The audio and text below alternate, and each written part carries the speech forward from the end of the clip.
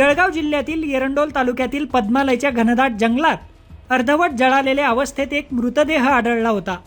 या मृतदेहाची ओळख पटवण्यात पोलिसांना यश आलंय. फारच भयंकर असलेली ही मर्डर मिस्ट्री पोलिसांनी कशी सोडवली पाहूयात लोकमतच्या या स्पेशल रिपोर्टमध्ये.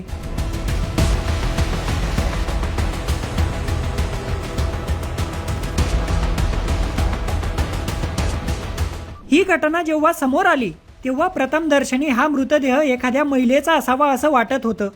घटनास्थळी कोणत्याही प्रकारचे ठोस पुरावे नव्हते. अशा परिस्थितीत मृतदेहाची ओळख पटवणे खूपच आव्हानात्मक होतं. पण जळगाव पोलिसांनी अगदी हुशारीने या प्रकरणाचा छडा लावला. या साऱ्या प्रकरणात जी माहिती समोर आली ती हादरवून टाकणारी आहे. पद्मालयच्या जंगलात सापडलेला मृतदेह हा एखाद्या महिलेचा नव्हता, तर तो होता एका तृतीयपंथीयाचा. आकांक्षा उर्फ अजय हेमराज गेड्रे असं त्याचं नाव असून तो छत्तीसगड राज्यातला मूळ रहिवासी होता. प्रेम संबंधातून या तृतीयपंथीयाची हत्या झाली. ही हत्या स्वप्नील अशोक पाटील नामक संशयित आरोपीने केली आहे. स्वप्नील हा जळगाव जिल्ह्यातील जामनेर तालुक्यातील पहूर गावचा रहिवासी आहे. त्याला अटक करण्यात आली आहे. या साऱ्या घटनेबाबत पोलीस अधीक्षक महेश्वर रेड्डी यांनी सविस्तर माहिती दिली आहे. 4 तारीख अंदाजे 12 वाजता एरंडोल पोलीस स्टेशनला एक इन्फॉर्मेशन मिळालं होतं. तिथं बकरी चारणारे काय मुलं गेलं होतं. मुलांना एक मृतदेह आढळून आला. मग त्या पद्धतीने इन्फॉर्मेशन मिळाल्यावर एरंडोलचे प्रभारी अधिकारी आणि सर्व सिनियर ऑफिसर तिथं गेलं.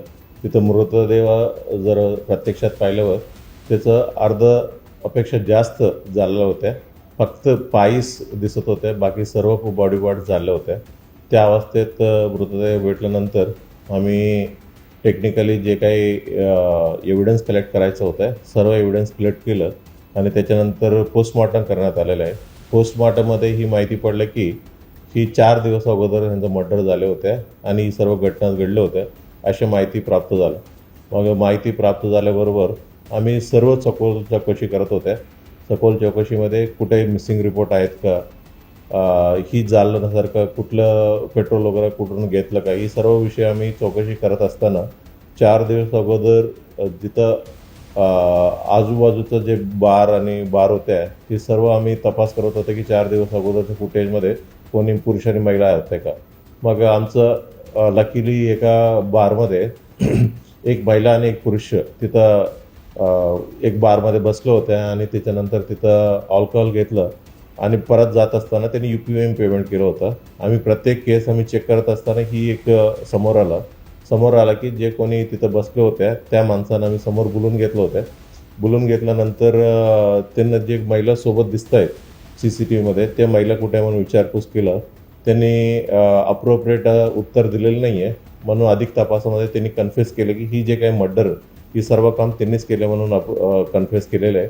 ज्या आरोपींचं नाव आहे स्वप्नील अशोक पाटील, हा राहणारे पाहूर जळगावचा आहे, वय 21 वर्ष आहे. आणि जे विक्टीम आहेत त्याचं नाव आहे आकांक्षा गेंद्रे उर्फ अजय, हा एक तृतीयपंथी आहे.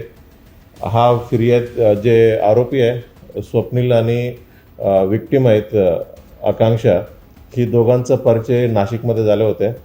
जो स्वप्नील तिथं पोलीस भरतीपूर्व तयारीसाठी तिथं गेले होते. तिथं भरतीपूर्व तयारी करत असताना या आकांक्षासोबत परिचय झाला. नंतर त्याच्या दोघांमधलं रिलेशन झालेलं आहे. मग काही दिवसानंतर स्वप्नीलचा ही रिलेशन कंटिन्यू करायची इच्छा नव्हते. मग इच्छा नसल्याने त्याच्यासोबत बोलणं बंद केलं. मग बोलणं बंद झाल्यावर म्हणजे ही आकांक्षा ह्यांना वारंवार त्रास द्यायचं होत्या आणि ह्यांना बदनाम देखील करायचं होते भरपूर वेळेला, अशा त्यांनी सांगण्यात आलं होतं. मग बदनाम केलं, ह्यांना भरपूर त्रास जास्त झाला म्हणून ही सर्व कृत्य घडून आणलेलं आहे असं त्यांनी कबुली दिलेलं आहे. आरोपीची पार्श्वभूमी काय आहे सर? आरोपीचं आहे ते बॅकग्राऊंड काय आहे? त्यांनी 12वी पास झाल्यानंतर पोलीस भरतीसाठी पूर्व तयारी चालू होत्या. ते तयारीसाठीच त्यांनी नाशिकला गेलं होतं. तिथं ही जे तृतीयपंथी आकांक्षा गेंद्रेंसोबत परिचय झालेला आहे. ही आकांक्षा गेंद्रा देखील राजनांदगाव छत्तीसगडची आहे. इथं त्यांनी राहून म्हणजे ओव्हरऑल बेगिंगचं वगैरे करायचं होतं. किती वर्षापासून दोघांमध्ये संबंध होते सर? 2024 मे पासून दोघांचा संबंध होते. ती पण नाशिकला राहत होती का आकांक्षा? आकांक्षा फिरस्ती आहे, म्हणजे जास्त करून नाशिकला त्याचं अजून काय माहीत फ्रेंड्स आहेत त्याच्यासोबत राहायचं आहे. सर अत्यंत क्रूर पद्धतीने मारलं तर नेमकं समोर आलेलं आहे. तर त्या दिवशी दोघांनी मद्यप्राशन केलं होतं तसं घटनेच्या दिवशी तसं काही समोर आलं आहे. बरोबर आहे, दोघांनी देखील मध्यप्रदेशसोबत केले होते. सुरुवातीला सर्वात पहिलं त्यांनी पद्मालय मंदिरामध्ये दर्शन घेतलं, त्याच्यानंतर दोघांनी सोबतच अल्कोहोल घेतलं आहे, मध्यप्रदेशन घेतलं आणि त्याच्यानंतर ही जे काही त्रास देत होते ही सर्वांनी त्यांच्या माइंडमध्येच होतं काहीतरी करावं म्हणून. त्यांनी चांगलं ऑपॉर्च्युनिटी पाहिलं, संधी पाहिलं आणि ही मर्डर त्यांनी घडून आणलेलं आहे. प्रेम संबंधासाठी आकांक्षाने तगादा लावला म्हणून संतापलेल्या स्वप्नीलने त्याचा काटा काढला. पुरावा नष्ट करण्यासाठी त्याने मृतदेह जाळून टाकण्याचा प्रयत्न केला, पण पोलिसांपुढे त्याची हुशारी चालली नाही. पोलीस व्हायचं स्वप्न पाहणारा स्वप्नील वाट चुकला. त्याची शिक्षा आता त्याला भोगावी लागणार आहे हे मात्र नक्की. प्रशांत बदाने, लोकमत.com, जळगाव.